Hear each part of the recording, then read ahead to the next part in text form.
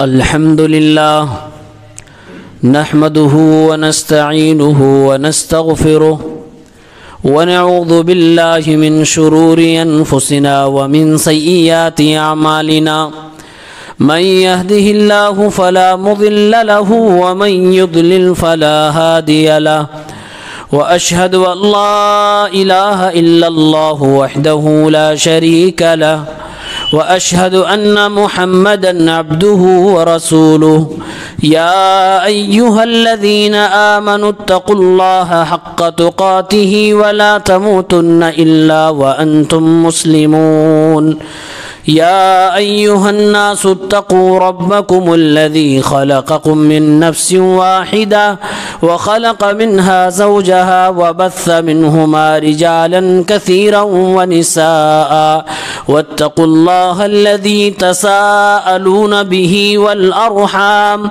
إن الله كان عليكم رقيبا يا أيها الذين آمنوا اتقوا الله وقولوا قولا سديدا يصلح لكم أعمالكم ويغفر لكم ذنوبكم ومن يطع الله ورسوله فقد فاز فوزا عظيما أما بعد فإن خير الحديث كتاب الله وخير الهدي هدي محمد صلى الله عليه وسلم وشر الأمور محدثاتها وكل محدثة بدعة وكل بدعة ضلالة وكل ضلالة في النار أعوذ بالله من الشيطان الرجيم بسم الله الرحمن الرحيم إنما يعمر مساجد الله من آمن بالله واليوم الآخر وأقام الصلاة وآتى الزكاة ولم يخش إلا الله فعسى أولئك أن يكونوا من المهتدين.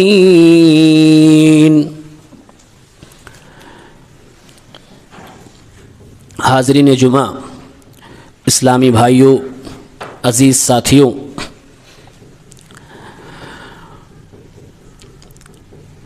ہم اور آپ اگر کوئی خواب دیکھیں تو وہ خواب سچا بھی ہو سکتا ہے، جھوٹا بھی ہو سکتا ہے. دن بھر کی ایکٹیویٹی کا اثر بھی ہو سکتا ہے، شیطان کی جانب سے ڈراؤنا خواب بھی ہو سکتا ہے، تبشیر بھی ہو سکتی ہے. لیکن اگر نبی خواب دیکھیں تو نبی کا خواب اللہ کا حکم اور آرڈر ہوتا ہے، وہ وحی کا درجہ رکھتا ہے، وہ صحیح اور سچا ہی ہوتا ہے، اس میں کسی طرح کی کسی شک کی گنجائش نہیں ہوتی ہے. ایک بار ہمارے نبی صلی اللہ علیہ وسلم نے خواب دیکھا.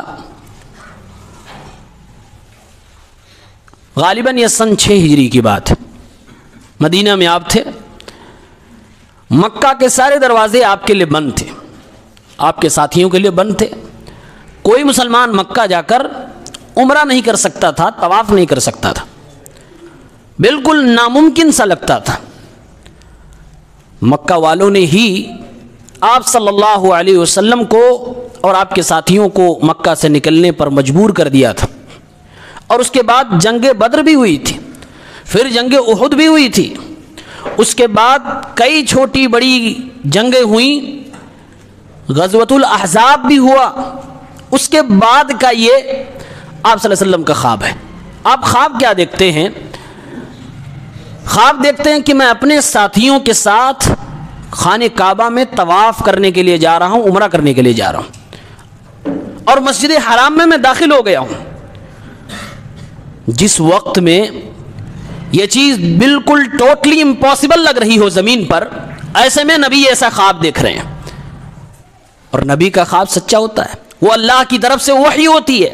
چنانچہ آپ صلی اللہ علیہ وسلم نے اپنے ساتھیوں سے بتایا کہ میں نے خواب دیکھا ہے لَتَدْخُلُنَّ الْمَسْجِدَ الْحَرَامِ، کہ تم سب کے سب ضرور مسجد حرام خانہ کعبہ میں داخل ہوگے. صحابہ نے کہا اللہ کے نبی جب آپ نے خواب دیکھا ہے تو نیکی کے کام میں دیر کیوں؟ چلو چلتے ہیں مکہ عمرہ کرنے کے لیے، خانہ کعبہ کا طواف کریں گے، اپنا آبائی وطن ہے، ہم وہاں سے بھگائے گئے، ہجرت کرنے پہ مجبور ہوئے، چلو چلتے ہیں۔ اللہ کے نبی تیار ہو گئے صحابہ کرام کے ساتھ، تقریباً 1400 یا 1500 صحابہ کرام تھے۔ مدینے سے نکلے، ایک جگہ ہے حدیبیہ، وہاں پر جب اللہ کے نبی صلی اللہ علیہ وسلم پہنچے، مکے والوں کو، ان کی انٹیلیجنس کو پہلے پتہ چل گیا کہ محمد اپنے ساتھیوں کے ساتھ مکے کا ارادہ رکھتے ہیں۔ وہ لوگ راستے میں آ کر اسی جگہ پر روک دیتے ہیں اور کہتے ہیں محمد صلی اللہ علیہ وسلم ہم آپ کو کبھی اجازت نہیں دیں گے کہ آپ مکے کے اندر داخل ہوں، اور وہ بھی اپنے اتنے سارے ساتھیوں کے ساتھ، وہ بھی آپ کے ہاتھ میں ہتھیار بھی ہو، نہیں اجازت دے سکتے۔ ان لوگوں نے پیشکش کی کہ آپ اس سال نہیں اگلے سال آئیے۔ اس کے بعد صلح حدیبیہ ہوتی ہے، یعنی مکے کے لوگوں میں اور اللہ کے نبی صلی اللہ علیہ وسلم کے درمیان صلح ہوتی ہے، جنگ بندی کی صلح کر لی جائے، آپ ہمارے آدمیوں کو نہیں چھیڑیں گے، ہم آپ کے آدمیوں کو نہیں چھیڑیں گے۔ کئی دفعات پر وہ صلح ہوتی ہے۔ جب یہ صلح ہو رہی تھی، نکلے تھے نبی کے خواب دیکھنے کے بعد مکہ مکرمہ کی زیارت کے لیے، خانہ کعبہ میں طواف کی امید لے کر عمرے کی غرض سے نکلے تھے، راستے میں یہ ہو گیا اور نبی نے ہی اپنا خواب صحابہ کو بتایا تھا۔ اب ذرا سوچئے صحابہ کرام نے کس قدر اپنے جذبات پر قابو پایا ہوگا، یہاں تک کہ حضرت عمر رضی اللہ تعالیٰ عنہ کے حوالے سے آتا ہے جب اللہ کے نبی صلی اللہ علیہ وسلم مشرکین مکہ کے ساتھ صلح کرنے لگے، عمر فاروق اللہ کے نبی کے پاس آئے، کیونکہ صلح حدیبیہ کی ظاہری جو حکمت تھی لوگوں کو سمجھ میں نہیں آ رہی تھی کہ اس میں ہمارا فائدہ ہے یا ہمارا نقصان ہے۔ عمر فاروق اللہ کے نبی کے پاس آئے، فرمایا اے اللہ کے نبی صلی اللہ علیہ وسلم کہ آپ سچ میں اللہ کے رسول و پیغمبر نہیں ہیں؟ عمر فاروق کو شک نہیں تھا، اے اللہ کے نبی میں آپ کو اللہ کا سچا اور پکا نبی اور رسول و پیغمبر مانتا ہوں، کیا ایسا نہیں ہے؟ آپ نے فرمایا کیوں نہیں، میں اللہ کا رسول ہوں، میں اللہ کا پیغمبر ہوں۔ اے اللہ کے نبی صلی اللہ علیہ وسلم کیا یہ بات سچ نہیں ہے کہ ہمارا دین دین اسلام دین حق ہے، اللہ کی جانب سے نازل کیا ہوا دین ہے؟ فرمایا اے عمر فاروق یہ بات بھی تمہاری صحیح۔ اے اللہ کے نبی جب آپ اللہ کے سچے پیغمبر، آپ کا لایا ہوا دین بھی اللہ رب العالمین کی جانب سے ہے، پھر آپ اتنا جھکتے ہوئے کیوں چلے جا رہے ہیں؟ اے اللہ کے نبی کیا یہ بات سچ نہیں ہے؟ ابھی تھوڑے دن پہلے آپ نے بتایا کہ آپ خواب دیکھے تھے کہ آپ خانہ کعبہ میں اپنے ساتھیوں کے ساتھ داخل ہوں گے، طواف بھی کریں گے، کیا یہ آپ کا خواب سچ نہیں تھا کہ آپ نے ایسا نہیں کہا تھا؟ پیارے پیغمبر نے فرمایا ہاں ہم نے ایسا ہی کہا تھا۔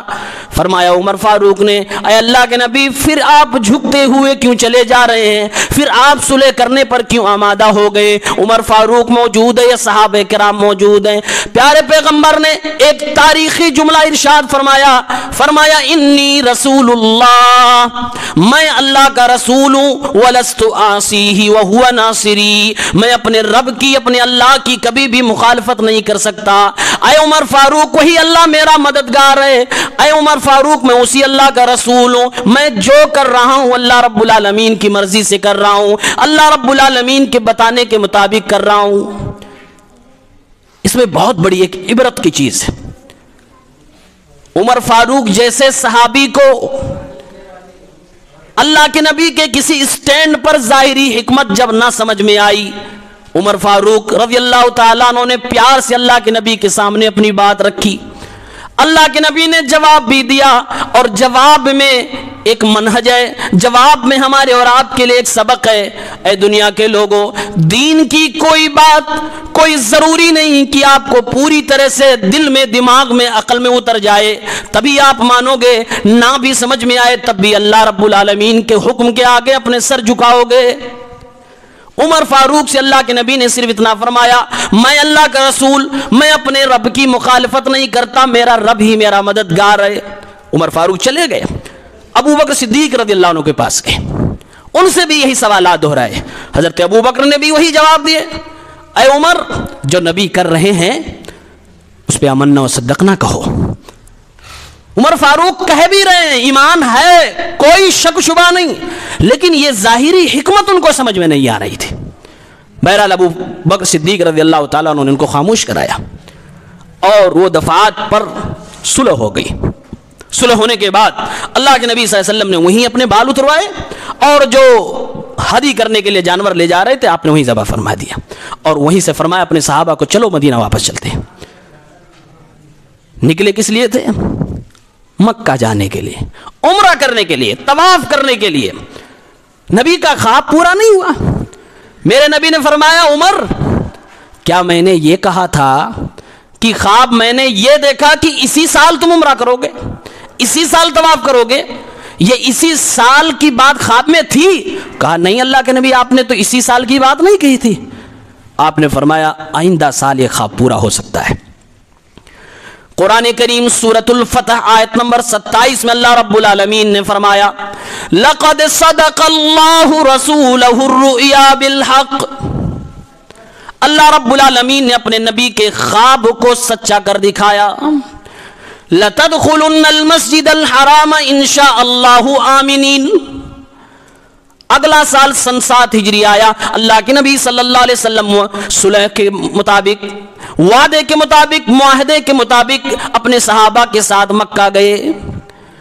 3 دن کی صرف پرمیشن ملی تھی، 3 دن تک اللہ کے نبی مکہ میں تھے، خانہ کعبہ کی زیارت کرتے ہیں، اور اللہ کے نبی صلی اللہ علیہ وسلم 3 دن کے بعد جب مشرکین نے کہا اب آپ یہاں سے نکلیے، اللہ کے نبی واپس بھی چلے آئے۔ اللہ رب العالمین نے فرمایا اے دنیا کے لوگوں، میرے پیغمبر نے جو خواب دیکھا تھا وہ خواب جھوٹا نہیں ہو سکتا، دیکھو 1 سال کے بعد وہ خواب پورا ہو گیا۔ لقد صدق اللہ رسولہ الرؤیا بالحق، اللہ تعالیٰ نے اپنے نبی کے خواب کو سچا کر دکھایا۔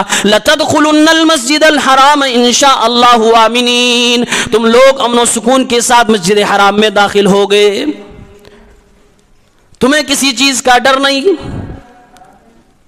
تم لوگ اپنے بال بھی اتروائے، کسی نے اپنے بال بھی کٹوائے، لا تخافون، تمہیں کسی چیز کا ڈر بھی نہیں، فعلم ما لم تعلموا، یاد رکھو مسلمانوں اللہ جو جانتا وہ تم نہیں جانتے، اللہ کی حکمت ہے، اللہ رب العالمین کی مصلحتیں تمہیں نہیں معلوم، اللہ جانتا ہے۔ فجعل من دون ذلك فتحا قریبا، اس صلح کے ذریعے سے اللہ نے مسلمانوں کو جیت عطا فرمائی ہے، یہ جیت ہے جس کو تم ہار سمجھ رہے ہو۔ اللہ کے نبی صلی اللہ علیہ وسلم پر یہ آیتیں نازل ہو گئی، صحابہ خوش ہو گئے۔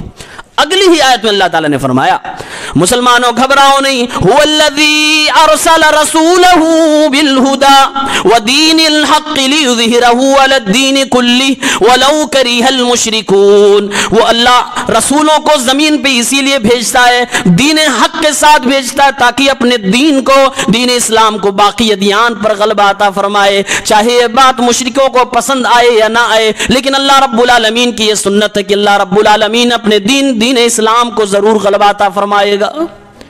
اللہ تعالیٰ نے یہ فیصلہ کر دیا۔ ایک بار آپ صلی اللہ علیہ وسلم فرماتے ہیں مسلمانوں آج ہم اور آپ کے دل بڑے کمزور ہیں، ہمارے حوصلے بہت پست ہیں کیونکہ ایمان بہت زیادہ طاقتور نہیں ہے۔ اللہ کے نبی فرماتے ہیں لَيَبْلُغَنَّ هَذَا الْأَمْرُ مَا بَلَغَ اللَّيْلُ وَالنَّهَارُ، یہ خوشخبری ہے مسلمانوں کے لیے، یہ دین اسلام وہاں تک پہنچے گا جہاں تک دن اور رات پہنچتے ہیں۔ دن اور رات کہاں تک پہنچا ہے؟ کہاں کہاں دن اور رات ہوتے ہیں؟ ایک دوسری حدیث میں آپ نے فرمایا لا يبقى على ظهر الارض بيت مدر ولا وبر، اس روئے زمین پر کوئی بھی پکا گھر ہو یا جھوپڑی کا گھر ہو، جھوپڑیوں میں بھی اسلام جائے گا، الا ادخلہ اللہ هذا الدین بعز عزیز وبذل ذلیل، عزت سے گیا تو عزت سے، ورنہ ذلیل کر کے اللہ تعالیٰ اپنا دین اس روئے زمین کے ہر گھر میں پہنچائے گا۔ یہ میرے نبی نے فرمایا ہے، بہت بڑی بشارت ہے، اس دین کو اللہ جھوپڑی میں بھی ڈالے گا، پہنچائے گا، اور اللہ تعالیٰ اس کے لیے جس سے چاہے گا کام لے گا، جس سے چاہے گا کام لے گا۔ ابن حجر رحمۃ اللہ علیہ جب یہ کورٹ کے جج بن گئے تو ایک یہودی تھا، یہ سواری پر تھے اور یہودی نیچے چل رہا تھا، ان کی سواری کی لگام پکڑ کے یہودی نے کہا جج صاحب آپ حدیث سناتے ہیں کہ یہ دنیا مسلمانوں کے لیے قید خانہ ہے اور کافروں کے لیے جنت ہے. دیکھیے ہماری اور اپنی حالت کو. آپ سواری پہ ہیں, بہترین لباس پہنے ہیں, بہترین عہدے پہ ہیں, آپ تو جج ہیں, میں آپ کا غلام ہوں, میں آپ کی سواری لے کے چل رہا ہوں, میں تو آپ کے حساب سے تو کافر ہوں. کیسے یہ حدیث صحیح ہو جائے گی؟ ابن حجر رحمت اللہ علیہ نے ارشاد فرمایا, اے اللہ کے بندے ذرا غور سے سن, میں اللہ رب العالمین پر ایمان لانے والا ہوں. آج جو دنیا کی نعمتیں مجھے ملی ہوئی ہیں, جو عہدہ و منصب مجھے ملا ہوا, جو سواری پہ میں چل رہا ہوں, جنت کے مقابلے میں اس سواری کی کوئی حیثیت نہیں, جنت کے مقابلے میں اس عہدے اور منصب کی کوئی حیثیت نہیں. تو ایک طرف جنت کو دیکھ, پھر ابن حجر کی دنیا میں محنت کو دیکھ, تو لگے گا جنت کے مقابلے میں ابن حجر دنیا میں کسی قید خانے میں.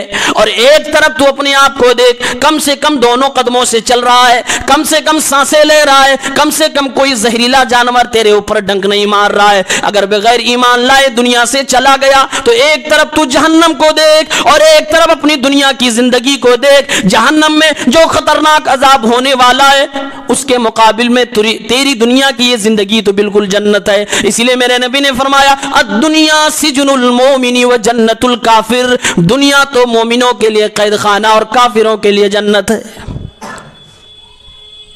جتنی بھی نعمتیں ہمیں مل جائے جنت کے مقابل میں سب کچھ کم ہے, کوئی حیثیت اس کی نہیں. آج ہم گھبراتے ہیں, مسجدوں کو لے کر گھبراتے ہیں. مسلمان سے زیادہ خوش نصیب کون امت ہو سکتی ہے؟ میرے نبی فرماتے ہیں, وَجُعِلَتْ لِيَ الْأَرْضُ مَسْجِدًا وَطَهُورًا. کوئی ایک پلاٹ, دو پلاٹ, تین پلاٹ, چار پلاٹ نہیں, پوری پلینٹ ارتھ, پوری زمین مسلمانوں کے لیے مسجد ہے. کتنا اور کب اور کیسے لے جاؤ گے؟ پوری زمین ہمارے لیے تو مسجد ہے. اس کے بعد بھی ڈرنے, گھبرانے اور سوچنے, لڑنے, جھگڑنے کی ضرورت ہے. وَجُعِلَتْ لِيَ الْأَرْضُ مَسْجِدًا وَطَهُورًا. مسجد زمین ہمارے لیے بنا دی گئی ہے, جہاں چاہو. آگے اللہ کے نبی فرماتے ہیں, اَيُّمَا رَجُلٍ مِّنْ أُمَّتِي أَدْرَكَتْهُ الصَّلَاةُ فَلْيُصَلِّ. اگر روئے زمین کے کسی بھی کونے میں ہو, کسی آبادی میں ہو, کسی جنگل میں ہو, اور کسی صحرا میں ہو, ہواؤں میں ہو, ایروپلین میں ہو, ٹرین میں ہو, زمین پہ ہو, کہیں بھی ہو, میرے نبی فرماتے ہیں وقت ہو جائے نماز کا تو نماز پڑھ لے. پوری زمین تو میری امت کے لیے مسجد ہے, بس پاک ہونی چاہیے. اسی لیے ایک عالم صاحب لکھتے ہیں, اللہ تعالیٰ نے اس زمین کو مسلمانوں کے لیے, امت محمدیہ کے لیے پاک کرنے والی بنایا اور سجدہ کرنے کی جگہ بنایا. دو چیزیں بتائی. طہور کے معنی پاک نہیں ہوتے, طہور کے معنی وہ چیز جو پاک بھی ہو اور دوسروں کو پاک بھی کر دے. جیسے پانی, پانی خود پاک ہے اور اس سے ہم اپنے آپ کو پاک بھی کر لیتے ہیں. اللہ تعالیٰ وہ پانی والی صفت مٹی کے بارے میں بتا رہا ہے, زمین کے بارے میں بتا رہا ہے. میرے نبی فرماتے ہیں یہ زمین میرے لیے, میری امت کے لیے پاک بھی بنا دی گئی, پاک کرنے والی بھی بنا دی گئی, سجدہ کرنے کے لائق بھی بنا دی گئی, مسجد بنا دی گئی. کہ یہ شرف کی بات ہے, یہ عزت کی بات ہے, یہ کرامت کی بات ہے, یہ تکریم کی بات ہے اس پوری انسانیت کے لیے کہ اللہ نے انسان کو بھی مٹی اور پانی سے پیدا کیا ہے, اور اللہ نے اس مٹی کو بھی پاک کرنے والا بنایا جیسے پانی ہے, اور خود ہم اس مٹی سے پیدا ہوئے ہیں, اور ہم پیدا اس لیے کیے گئے کہ سجدہ کریں اپنے رب کے لیے. اللہ نے پوری دھرتی کو ہی ہمارے لیے سجدہ گاہ بنا دیا. کیا چاہیے انسان کو, کیا چاہیے کلمہ پڑھنے والوں کو؟ قرآن کی آیت سورہ توبہ آیت نمبر 18 میں نے پڑھی تھی. مسلمانوں ہمیں بھی سوچنا چاہیے ہم کتنے پانی میں ہیں. رونے دھونے سے کچھ نہیں ہوتا, دھرنے دینے سے کچھ نہیں ہوتا, بلیک اور وائٹ ڈے منانے سے کچھ نہیں ہوتا, کالے لباس پہننے سے کچھ نہیں ہوتا, سال میں ایک دن مسجد کر لینے سے کچھ نہیں ہوتا. مسجدوں کا حق یہ ہے کہ مسجدوں کو آباد کیا جائے. اللہ کی قسم ہے مدینے کے منافقوں نے بھی مسجد کی اہمیت سمجھی, اس لیے مسجد زرار بنائی تھی, کیونکہ وہ جانتے تھے جو کام ہم مسجد سے کر سکتے ہیں وہ کہیں سے نہیں کر سکتے. انہوں نے دیکھا کہ مسلمان مسجد میں 5 وقت جمع ہو رہے ہیں, نماز پڑھ رہے ہیں, مشورے کر رہے ہیں, نبی کی باتیں سن رہے ہیں. ہم اپنی الگ بنائیں گے, وہاں ہماری میٹنگیں ہوں گی, وہاں ہماری مجلسیں ہوں گی. مسجد زرار بنا ڈالی. وہ تو اس زمانے میں مدینے والے کا ربط اللہ رب العالمین سے تھا، جبرائیل کا آنا جانا تھا، بتا دیا گیا کہ اس مسجد کے ذمہ داروں کی نیت صحیح نہیں ہے، مسجد گرا دی جائے۔ اپنے نبی کو اللہ نے گائیڈ لائن دی، لا تقم فیہ ابدا، کسی بھی قیمت پہ آپ یہاں نماز نہیں پڑھیں گے۔ منافقین بھی مسجد کی ویلو سمجھ گئے، ہم نہیں جانتے۔ آج ہم لوگوں نے جتنی مسجدوں کی درگت بنائی ہے، اگر میں حقیقت بیان کر دوں تو شرم آ جائے گی۔ اللہ نے فرمایا انما یعمر مساجد اللہ من آمن باللہ والیوم الاخر واقام الصلاۃ وآت الزکاۃ ولم یخش الا اللہ۔ 5 چیز اللہ نے بتائے، کہا مسجدوں کی عمارت، قرآن کا یہ لفظ ہے عمارت۔ عمارت کا مطلب کیا ہوتا ہے؟ عمارت کا اپوزٹ ہے خراب۔ خراب بھی عربی ورڈ ہے، ہم اور آپ اردو میں بھی اس کو استعمال کرتے ہیں، چیز خراب ہو گئی، خراب ہو گئی۔ خراب بھی عربک ورڈ ہے۔ سورہ بقرہ کی آیت نمبر 114 میں آیا ہوا اللہ نے فرمایا وَسَعَى فِي خَرَابِهَا، اس سے بڑا ظالم کون ہے جو اللہ کے گھر میں اللہ ہی کے ذکر کرنے سے دوسرے کو روک دے۔ وَمَنْ أَظْلَمُ مِمَّنْ مَنَعَ مَسَاجِدَ اللَّهِ أَنْ يُذْكَرَ فِيهِ اسْمُهُ وَسَعَى فِي خَرَابِهَا، دوسرے مسلمان کو اس میں نماز نہ پڑھنے دے، دوسرے مسلمان کو اس میں اللہ کا ذکر نہ کرنے دے، سنت پہ نہ چلنے دے، توحید کی بات نہ کرنے دے، اس سے بڑا ظالم کون ہو سکتا ہے؟ یہ قرآن کہتا ہے وَسَعَى فِي خَرَابِهَا۔ اسی پہ بس یہ ظالم نہیں کرتے بلکہ اس اللہ کے گھر کو خراب کرنے کی کوشش کرتے ہیں۔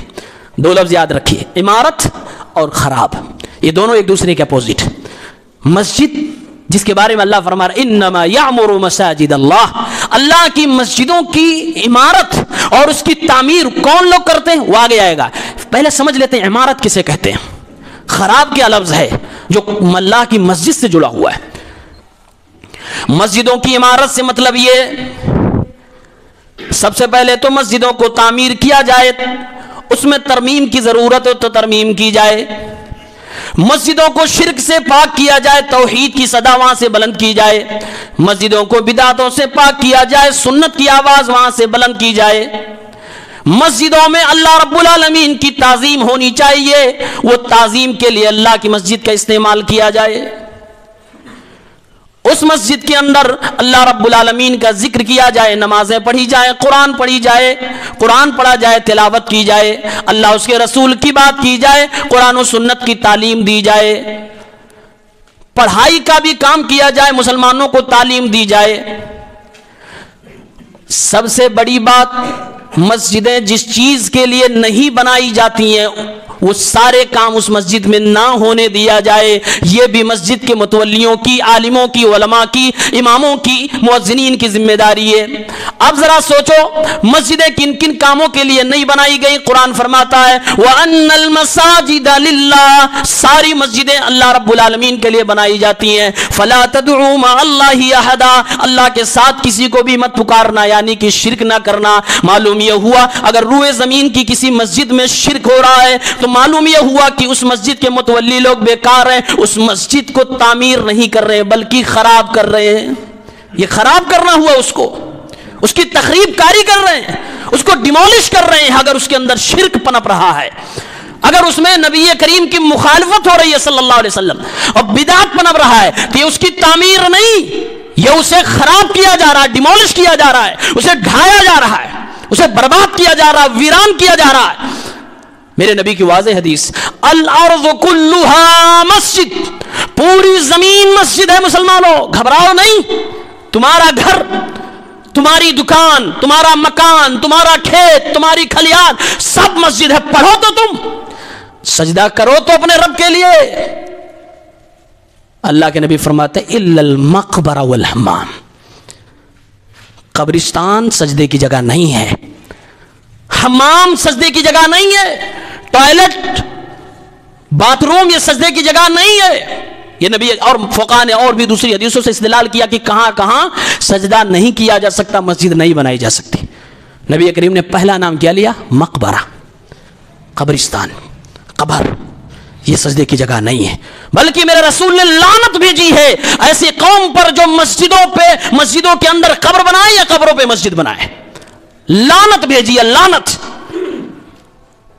और कुरान कहता है वो काम आप मस्जिद में करो जो नहीं करना है, जिससे रसूल ने मना किया है। गोया कि आप उस मस्जिद को गिरा रहे हो, गोया उस मस्जिद को आप ढा रहे हो, उसको वीरान कर रहे हो, बर्बाद कर रहे हो। यह मस्जिद का हक है कि उसको बचाया जाए शिर्क से, यह हक है उसको कि बिदअत से बचाया जाए।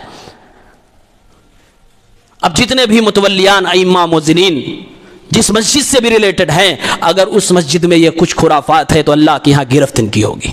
ये मस्जिद तोड़ने वालों में शुमार किए जाएंगे, ये डिमोलिश करने वालों में शुमार किए जाएंगे, मस्जिद को ढाने वालों में शुमार किए जाएंगे, ये मस्जिद को आबाद करने वालों में नहीं शुमार किए जाएंगे।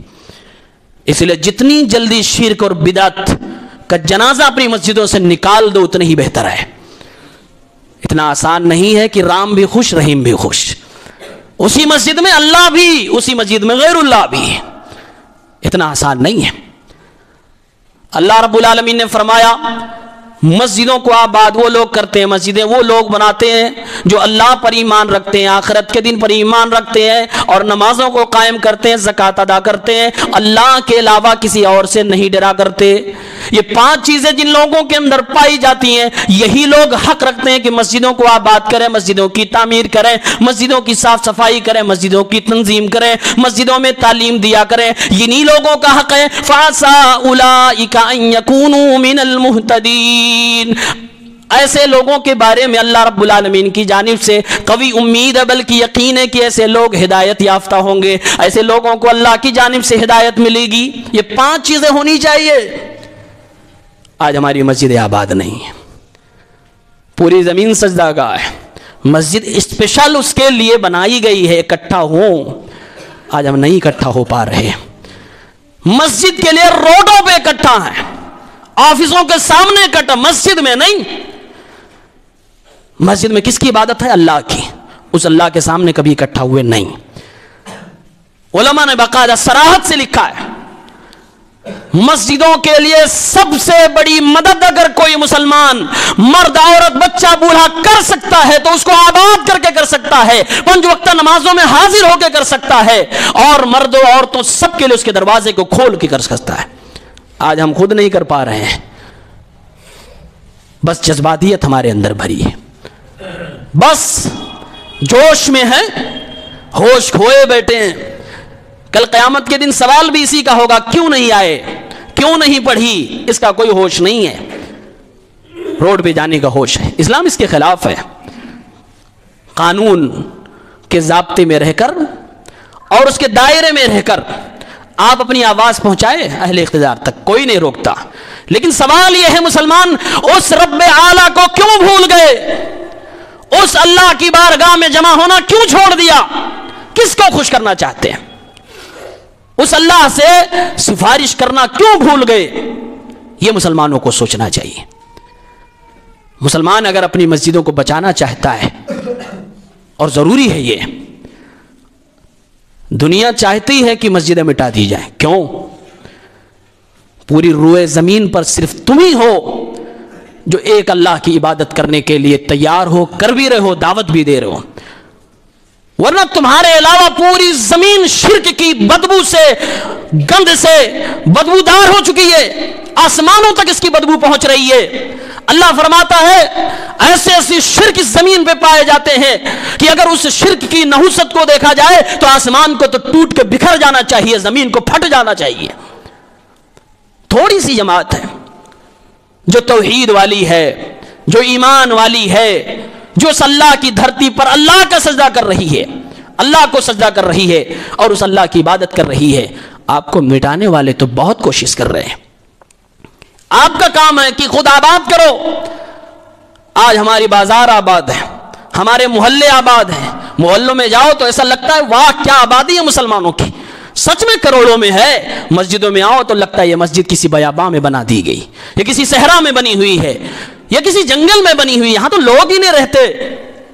ये हमारे अपने समाज की हालत है। मुसलमानों, दोगली पॉलिसी छोड़ दो, अंदर से मुनाफिकाना रवैया है, कुछ नहीं करना है, अल्लाह की मस्जिद में नहीं आना, आवाज उठानी है। तुफ ऐसी आवाज पर जिस अल्लाह की मदद की उम्मीद लगाए हो उस अल्लाह को पहले खुश करो, قرآن کہتا ہے یا ایھا الذین آمنوا ان تنصروا اللہ ینصرکم، جب تم اپنے رب کو سپورٹ کرو گے، اپنے رب کی مدد کرو گے تو اللہ تمہاری مدد کرے گا، وَيُثَبِّتْ أَقْدَامَكُمْ، تمہاری جڑوں کو مضبوط کرے گا، تمہارے پیروں کو ثابت قدمی عطا فرمائے گا۔ شرط ہے، اللہ تعالیٰ نے رسولوں کو بھیجا کس لیے؟ یہ زمین یوں ہی نہیں بنائی گئی ہے، بامقصد طریقے سے۔ اللہ نے قرآن میں سورہ کہف کی آیت نمبر 6 میں فرمایا ہے، اے دنیا والو، ہم نے زمین کو کھلونے کے لیے نہیں بنایا، کھیل کود کے لیے نہیں بنایا، یہ زمین ایک مقصد کے تئیں بنائی گئی ہے۔ چند روزہ زندگی ہے، تھوڑی سی زندگی ہے، زندگی کے ختم ہو جانے کے بعد ہمیشہ ہمیش کی زندگی آئے گی۔ اس روئے زمین پر جب تک زندہ ہو اللہ کی عبادت کر لو، نہ سورج کی عبادت کرو، نہ چاند کی عبادت کرو، نہ درختوں کی عبادت کرو، نہ پتھروں کی عبادت کرو، نہ پانی کی عبادت کرو، نہ آگ کی عبادت کرو، نہ سمندروں کی عبادت کرو، نہ دنیا والے کے کسی ہستی کی عبادت کرو، نہ نبیوں کی عبادت کرو، نہ صالحین کی عبادت کرو، نہ شہداء کی عبادت کرو، نہ فرشتوں کی عبادت کرو، عبادت صرف ایک اللہ کی کرو۔ اسی لیے تمہیں اس زمین پہ پیدا کیا گیا۔ لوگ شرک بھی کر رہے ہیں، توحید کا دعویٰ بھی کر رہے ہیں، اللہ کی قسم ہے رب العالمین ارشاد فرماتا ہے انہ من یشرک باللہ فقد ضل ضلالا بعیدا، جس نے اللہ کے ساتھ شرک کیا اس نے دور کی گمراہی میں اپنے آپ کو دھکیل دیا۔ اللہ تعالیٰ شرک کو کبھی بھی معاف نہیں فرمائے گا۔ شرک کی موجودگی میں نہ کسی کی کوئی نماز قبول ہوتی ہے، نہ کوئی روزہ قبول ہوتا ہے، نہ کوئی صدقہ و خیرات قبول ہوتا ہے۔ اس لیے انسان کو زندگی میں سب سے پہلے شرک سے توبہ کرنی چاہیے اور اللہ رب العالمین کی خالص عبادت کرنی چاہیے۔ اسی خالص عبادت کے لیے یہ چہار دیواری میں مسجد بنائی جاتی ہے جس کے اندر مسلمان اکٹھے ہوتے ہیں، ایک امام کے پیچھے سب لوگ بیک وقت کہتے ہیں الحمدللہ رب العالمین۔ ہم اپنے گھر بار، کاروبار، دکان، مکان، بیوی، بچے سب چھوڑ کے آئے اے اللہ تیری تعریف کرنے کے لیے۔ تو رحمان ہے، تو رحیم ہے، تو فیصلے کا دن کا مالک ہے۔ ایاک نعبد و ایاک نستعین، اے اللہ ہم سب صرف تیری عبادت کرتے ہیں، تجھ سے ہی مدد طلب کرتے ہیں۔ اے اللہ ہم مسجد سے نکل کے جاتے ہیں، ہمیں چاروں طرف سے گمراہیاں گھیر لیتی ہیں، اہدنا الصراط المستقیم، سیدھا راستہ دکھا دے۔ اے اللہ اس زمین پر بڑی گمراہیاں، بڑے کفر موجود ہیں، بڑے شرک موجود ہیں، چاروں طرف سے شیطان حملہ آور ہے، انسانی شیطان بھی حملہ آور، جناتی شیطان بھی حملہ آور ہے۔ اے اللہ مسجدوں میں آتے ہیں پروٹیکشن کے لیے، اے اللہ مسجدوں میں بار بار آتے ہیں تجھ سے حفاظتی کاروائی کے لیے۔ اے میرے رب ہمیں بچا لے، ایمان کو بچا لے، اے اللہ مجھے اپنے یہاں قبول فرما لے، اے اللہ میری اولاد کو بھی نماز کی عبادت کی توفیق عنایت فرما دے، شرک و بدعت سے ہمیں نکال دے۔ یہ مسجد اس لیے بنائی جاتی ہے، یہی مقصد ہونا چاہیے۔ مسجدوں کو آباد کرو، اور گھبرانا تو بالکل نہیں ہے۔ اگر کوئی دنیا سے، اس زمین سے ہمارا اور آپ کا سب کچھ چھین لے تو کیا چھینے گا؟ جان لے گا، اس سے زیادہ کچھ نہیں لے سکتا ہے۔ اور اس کی بھی حفاظت کی ذمہ داری تو اللہ نے لے رکھی، جتنی سانسیں مقدر ہیں سب کی وہ انسان لے گا۔ لیکن ہمیں اور آپ کو کرنا کیا ہے؟ ہمیں اپنے رب کی عبادت میں زندگی گزارنی ہے، یہی ہم سے مطلوب ہے۔ ایسا نہ لگے کہ آپ کے محلے کی مسجد کہیں جنگل میں بنی تھی، کہیں کسی ویرانے میں بنی تھی، اس کو آباد کرو۔ یہ اللہ کا عذاب ہے کہ ہم نے چھوڑا۔ اللہ دکھا رہا تمہارے ایمان سے جڑی ہوئی چیز خطرے میں ہے، اب لو تمہاری نئی آزمائش، بچاؤ اپنے ایمان کو، بچاؤ اپنے عقیدے کو، بچاؤ اپنے فیتھ کو، اور اس سے ریلیٹڈ چیزوں کو بچاؤ۔ یہ نئی آزمائش، کیونکہ ہم نے پہلے اس کو ڈیمولش کیا ہے، ہم نے پہلے اس کو خراب کیا ہے، ہم نے پہلے بدعت اس میں ڈالی ہے، پہلے شرک یہاں کرنا شروع کیا ہے۔ آج لوگوں کو تعویذیں بنانے سے فرصت نہیں، ان سب چیزوں پہ کب انسان سوچے گا، غور کرے گا؟ یہ بہت بڑی بات ہے اور پورے عالم کی بات ہے، پوری دنیا کی بات ہے۔ ہمیں اور آپ کو اسے آباد کرنا ہوگا، جس طرح جمعے میں ایسے پورے ہفتے آباد کرنا ہوگا۔ علماء عرب کو کہا صرف ہفتے میں جمعہ کی نماز پڑھنے والا شخص کیسے اپنے آپ کو مسلمان کہتا ہے؟ دن میں 5 بار کہا گیا حی علی الصلاۃ، حی علی الفلاح، نہیں آیا۔ کس کی سن رہا ہے؟ کہاں ہے وہ؟ کہاں گھسا ہوا ہے؟ کون سی دنیا کی چیز اس کو پڑی ہے کہ ہفتے میں 6 دن، بلکہ ایک دن میں 5 سطح 35 میں سے 34 بار وہ انکار کر رہا، نہیں جاؤں گا، نہیں جاؤں گا، نہیں جاؤں۔ ایک بار جمعے کے دن آیا ہے اور کہتا ہم مسلمان ہیں۔ ہم بچائیں گے مسجد، ہم بچائیں گے اپنے دین و ایمان کو، نہیں۔ اللہ تعالیٰ ہمیں صحیح سمجھ عطا فرمائے۔